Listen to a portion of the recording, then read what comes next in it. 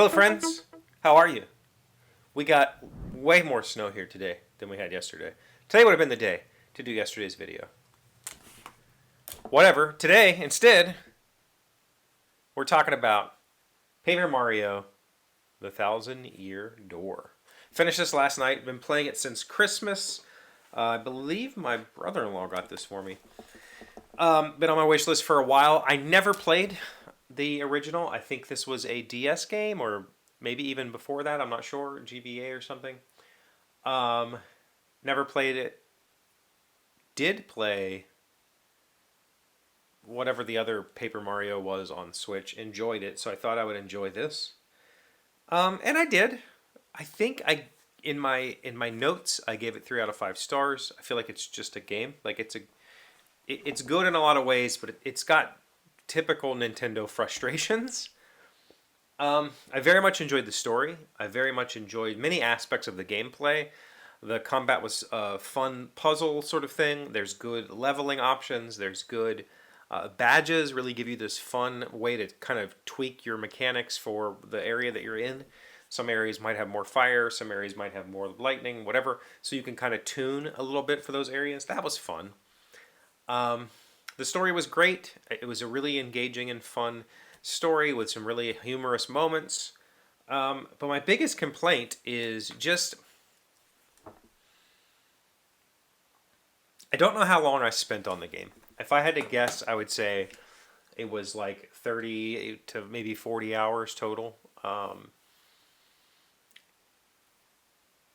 And I would say that at least a third of that was just me smashing button, waiting for freaking dialogue. Nintendo has this habit of the game isn't very big. There's not a lot going on in here.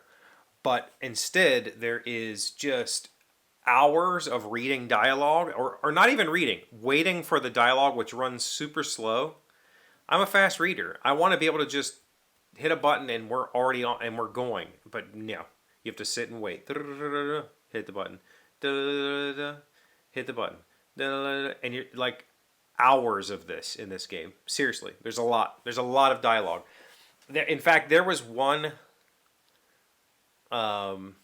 level in this game where you were in like an arena and you were trying to get to the champion, and it's just like go do a stupid combat, come back, just so much freaking dialogue. Next combat, and it was like you had to do 18 of these combats or something. It was just I almost quit playing the game because of it.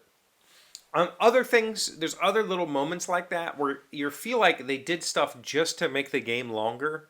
There's moments where you go into a room and you have to solve a puzzle, and you solve the puzzle and it reveals a button, and you hit the button and then that reveals a treasure chest somewhere that you then have to go open. Like, why did I have to hit the stupid button? Like, just make the treasure chest appear so I don't have to go through this whole cutscene BS constantly.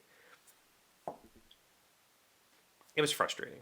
The good news is, if I remember correctly, the other Paper Mario game on the Switch I did not finish because, and I think I did a video on it because I was so irritated that when you got to the end of that game, you had this cool Paper Mario, mechanics, interesting like 2D, 3D stuff, RPG type mechanics, and then when you got to the final boss, they introduced an entirely new thing, like button mashing BS that the rest of the game did not have. And it was so freaking frustrating. I didn't finish the game. I went and watched somebody else finish it because it was just like, where did this come from? There was no setup to suddenly you're going to have a completely different mechanic at the end of the game. That didn't happen here. The final combat was it was fairly challenging at my level. I didn't bother to over level. I was so ready for the game to be over. I didn't bother to do any of the there's like a 100 level dungeon type thing where you can go get special gear and stuff. I didn't bother with it. I just wanted the game to be over, so I ended up having to fight the final boss twice. I think I died the first time I fought the final boss, and that was maybe the second time ever I died in the game. It's not a complex game, but it does have fun mechanics. So overall, I mean, I enjoyed my experience with it. There was a few frustrating moments where I had to just put it down, come back to it, a few hours later or the next day or whatever, including the boss fight. I put it down, came back to it the next day. There was a few platforming moments where I just got like, come on, seriously. I just, I don't know. As I've gotten older, those I have less patience for those things, but I also over anticipate, and then yeah, you get it, right?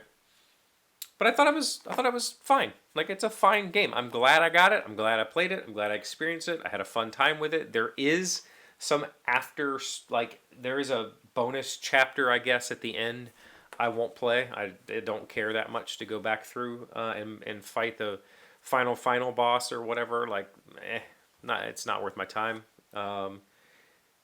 There is a lot there's a few characters. So Luigi's in this game, but you don't get to ever use him. He's doing his own side adventure, and then he comes back and is like, "Do you want to read? Do you want me to tell you my story?" And if you say yes, there's just so much dialogue. There's a few characters like that. Luigi's one. There's this little rat dude that's like, "You want to read my diary?" And you're like, "Yeah, sure." And then it's just so it's again just okay, cool. Let's continue.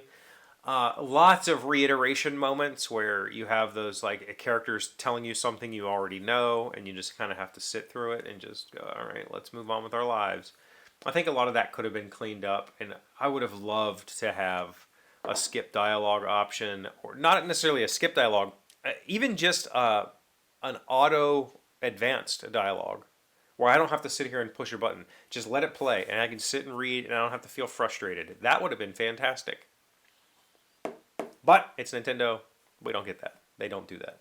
They like to make you do the work, and I should have known that. I do know that. I'm just always hopeful that maybe this time they'll let me have a little bit better, UI or a little bit better player experience. There you go. Paper Mario: The Thousand Year Door, first completed video game of the year. I think next is a game called Cozy Camp or something like that. I don't know when I'll ever get back to that. When I'll get to that, I'm reading obviously. So thank you for checking out this video. Please like and comment and subscribe. If you have questions about Paper Mario, questions in general that you'd like for me to answer, questions about living in West Virginia or being a 40-year-old divorced dad or, whatever. I love answering questions. Put it in the comments. I'll see you on Monday. Today's 1,000 plus little things happy, successful people do differently. We have been learning 10 actions that always bring happiness. Number 8 is treat others the way you want to be treated. Be conscious of your attitude and your actions. You have all the tools at your disposal to do and say whatever you want. But remember, life is a circle. What goes around comes around eventually. This is one thing my mom always told me. Do unto others, whatever. And I learned one time that from a friend who we were discussing a difficult person, and his advice was that he tries to always remember, I don't know their story. They might be having a really bad day today, and it's not on me to make it worse. So I just try to be as gentle with everybody as I can be. And I've kind of taken that to heart a little bit. I think that's some pretty good advice.